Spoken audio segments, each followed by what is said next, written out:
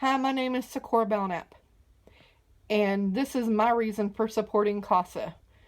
While I believe it is an important first step for those states that have no regulations on restraints and seclusions in public schools, it is my opinion that restraints should be banned altogether. I'm using this picture because if I tried to film my son, he would get anxious and he would end up getting sick because it would bring back the memories and the trauma he endured during his times where he was being restrained. You see, Texas has laws that says that a student can only be restrained if they're in imminent danger to themselves or to others. But in our experiences, this was not always the case because they were not following his behavior intervention plan, and they would escalate the situation instead of trying to de-escalate. This picture was taken in 4th grade. It was also the day my 10-year-old son was handcuffed and hauled out of his self-contained classroom by the school resource officer and took to juvenile probation office because his teacher pressed charges on him for kicking her. This is also the school year where he endured at least 65 restraints in one school year. Yes, 65 restraints.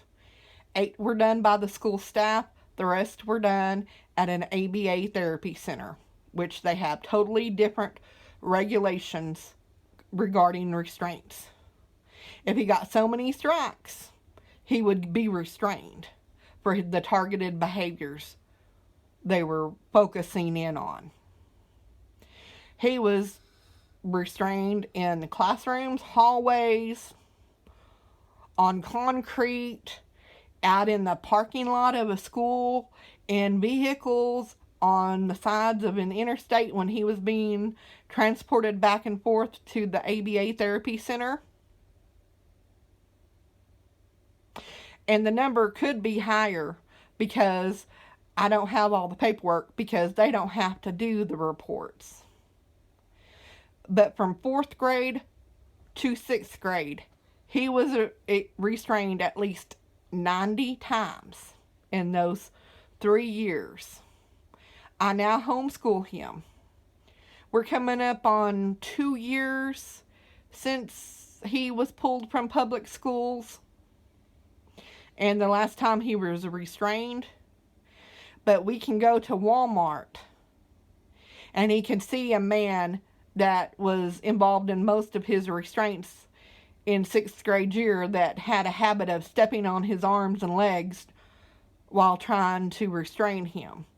And he hid under clothes racks because he thought this man was going to hurt him again. This is 2 years. And the trauma still exists.